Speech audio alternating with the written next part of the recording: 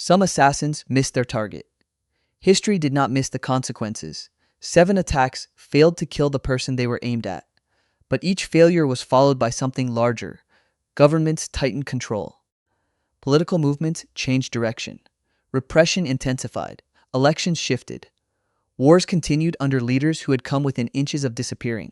Sometimes, surviving mattered more than dying. August 30, 1918. Vladimir Lenin had just finished speaking to workers at the Michelson factory in Moscow when gunfire broke through the crowd. A woman named Fanny Kaplan was arrested and accused of firing the shots. Lenin was struck in the shoulder and neck. One bullet passed through his body. Another remained lodged near a major artery. He survived. The political consequences arrived almost immediately. Russia was already deep inside civil war. Bolshevik leaders faced armed resistance, economic collapse, foreign intervention, and competing revolutionary movements. But the attack on Lenin, combined with the assassination of Bolshevik official Moisey Uritsky on the same day, provided the government with further justification for organized retaliation. Within days, the Soviet government formally announced what became known as the Red Terror. The Cheka, the Bolshevik secret police, expanded arrests, executions, and hostage-taking against suspected counter-revolutionaries. Exact death totals remain disputed, but thousands were executed during the campaign, while many more were imprisoned. Kaplan was shot without a public trial on September 3, 1918. Lenin recovered and returned to political work, although later illness would remove him from power before his death in 1924. The bullets failed to end the revolution. They helped make it harsher. April 7, 1926. Benito Mussolini was leaving a meeting in Rome when Violet Gibson stepped toward him with a revolver. Gibson was an Irish aristocrat in her 50s. She fired at extremely close range. Mussolini moved his head at almost the exact moment the trigger was pulled. The bullet struck his nose instead of entering his skull. Blood covered his face. The wound was shallow. He appeared in public soon afterward with a bandage. For Mussolini, survival became political theater. Fascist propaganda presented the dictator as almost indestructible. He had already survived another attempt the previous year, and more followed during 1926. Each attack gave the regime another opportunity to portray political opposition not simply as disagreement, but as a threat to national stability. In November 1926, following yet another assassination attempt, the fascist government introduced sweeping emergency legislation. Opposition parties were dissolved. Anti-fascist deputies lost their seats. Political policing expanded. A special tribunal for the defense of the state was created to prosecute enemies of the regime. Italy had already been moving toward dictatorship. The assassination attempts helped accelerate the process. Gibson was eventually deported to Britain and spent the rest of her life in a psychiatric hospital. Mussolini remained Italy's dictator for another 17 years.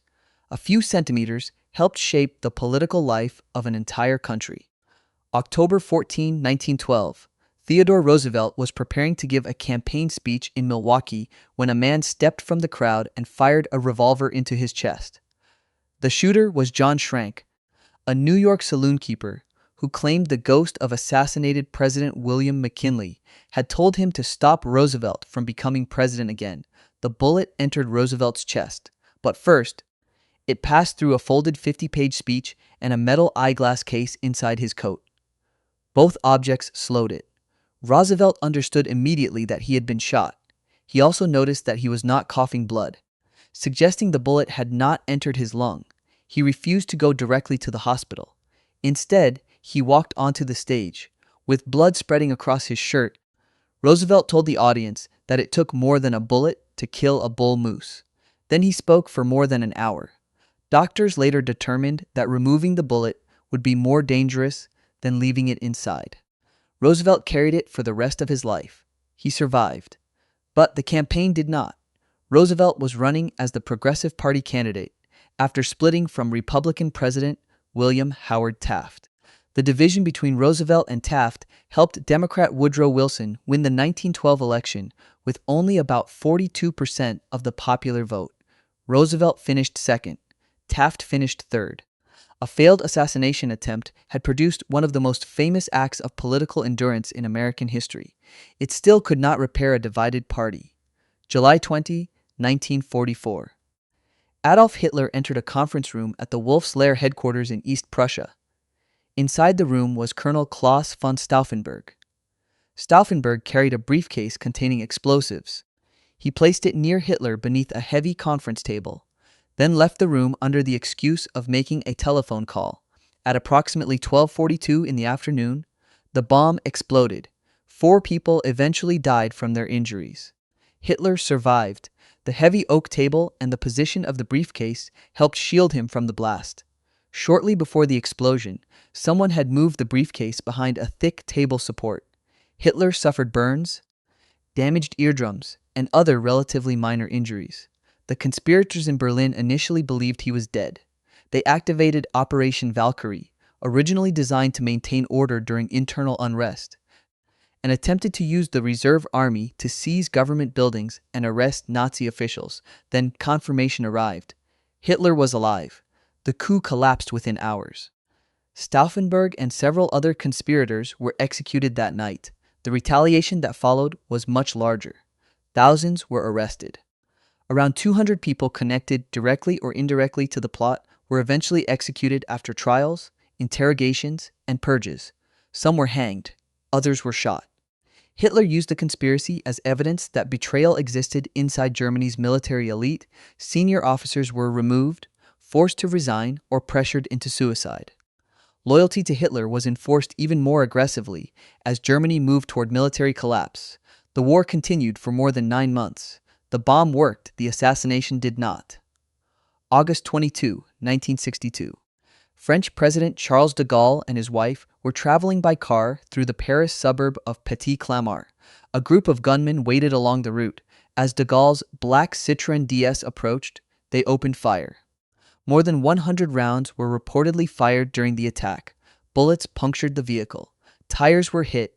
Windows shattered. The driver accelerated. The car escaped. De Gaulle and his wife were unharmed. The attack was connected to opponents of de Gaulle's decision to allow Algerian independence. The organization Armée Secrète, or OAS, had already launched a campaign of bombings and killings in an attempt to keep Algeria under French control. For some French officers and settlers, de Gaulle had committed betrayal.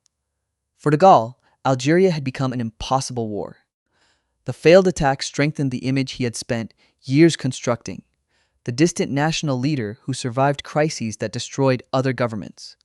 Only weeks later, France held a referendum on changing the constitution so presidents would be elected directly by the public rather than through an electoral college.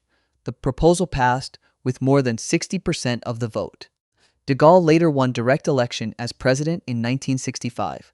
One of the attack's organizers, Jean-Bastien Thiry, was arrested, tried, and executed by firing squad in 1963. He became the last person executed by firing squad in France. The gunman wanted to stop the political order de Gaulle was building. The attack failed.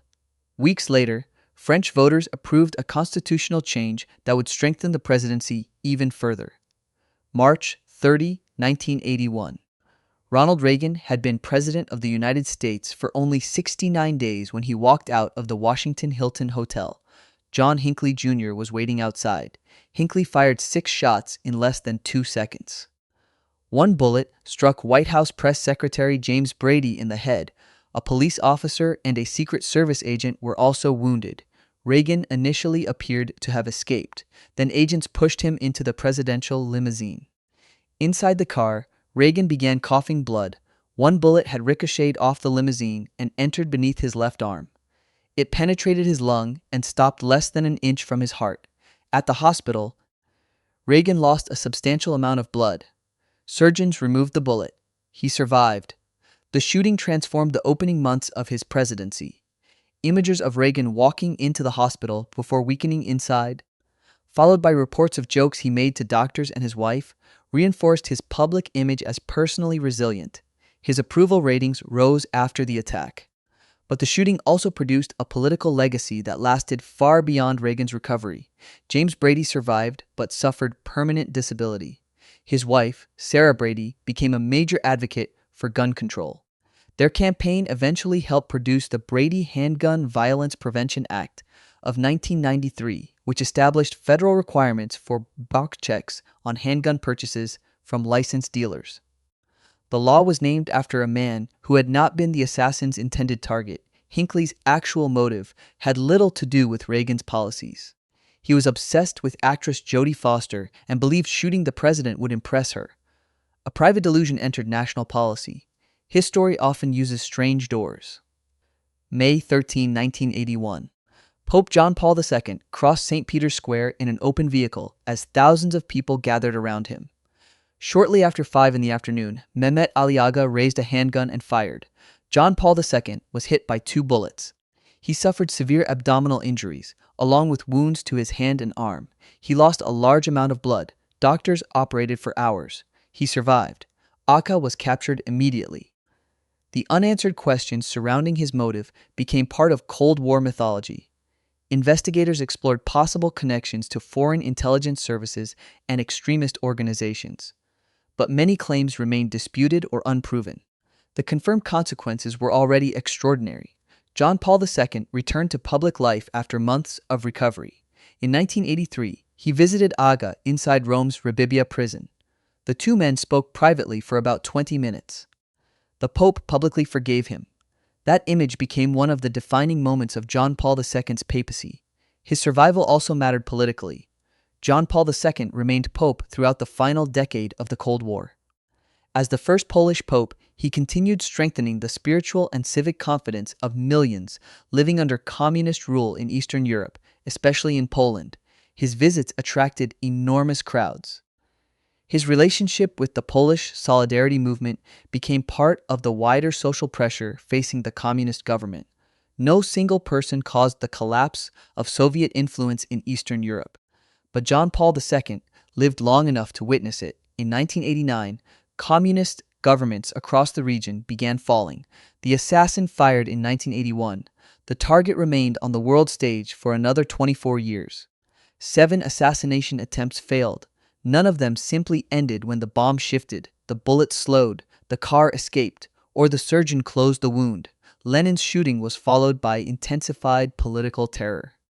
Attempts on Mussolini helped justify the destruction of organized opposition. Roosevelt's survival created a legend but could not save his presidential campaign. The July 20 plot failed to remove Hitler and triggered a brutal purge while the war continued. De Gaulle survived an ambush and presided over an increasingly powerful presidential system. Reagan's shooting helped create both a political image and a gun control law carrying the name of another victim. John Paul II survived long enough to become part of the political and spiritual transformation of Eastern Europe. Assassins usually aim at one body. The consequences rarely stop there. Sometimes the most important shot in history is the one that fails.